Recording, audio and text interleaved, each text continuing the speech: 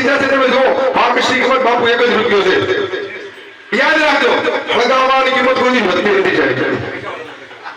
માળાનો વખાણ તો બધા કરતા હોય છે કારણ કે માળામાં એમને મોતી દેખાય છે માળાનો વખાણ તો બધા કરતા કારણ કે માળામાં એમને મોતી દેખાય છે પણ હું તો માળામાં દોરાનો વખાણ કરું છું કે આ દરેક મણકાઓને ઝઘડી રાખે છે એમાં દરેક સંતોને મણકા રૂપી દોરા રૂપી જેને આયોજન કર્યું છે અને દરેકને ભેગા કરી ઝઘડી રાખે છે એવા માટે જોરદાર તાળી થઈ જાય છે બાકી મનુષ્ય અવતાર ટૂંકો પકડ્યો બાકી મનુષ્ય અવતાર મોટો વારે વારે મળતો નથી હવે મનુષ્ય અવતારમાં જિંદગી વારે વારે મળતી નથી નાનદાસ બાપુ કહે છે જિંદગી ટૂંકમાં ખુલાસો કરીશું જિંદગી એટલે શું જ્યારે આપણા પંચભૂતો દેહ ભાષાના વધુમાંથી બહાર નીકળે છે ત્યારે આપણું નામ નથી હોતું ફક્ત શ્વાસ હોય છે અને જેના દેહ પડી જાય છે ત્યારે શ્વાસ નથી હોતો ફક્ત નામ હોય છે એ નામ ને શ્વાસ વચ્ચેની જે સફર જે યાત્રા છે એનું નામ જિંદગી હવે જિંદગીમાં તરવા માટે શું કરવું જિંદગીમાં તરવા માટે દરેક સદગુરુ કરાવવાની જરૂર છે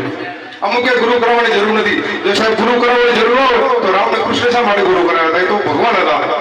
આ સંસારી માલી પર સદગુરુ તારી શકે આપણને એટલે દરેકને ગુરુ કરાવવાની જરૂર છે સારા સદગુરુ કરાવજો જ્ઞાની પુરુષ પાસે જાજો જે આપણને તારી શકે એવા સદગુરુ કરાવવાની જરૂર છે ગુરુના 3 પ્રકારો બતાવે સામાન્ય ભાઈ ખુલાસો કરશું પણ પરિપૂર્ણ સદગુરુ મળે એવા સદગુરુ કરજો પૂરા ગુરુ પાસે આપણે જે અગ્રણી કરો છે ઉતરાવજો અને મળીને પ્રભુનું ભજન કરજો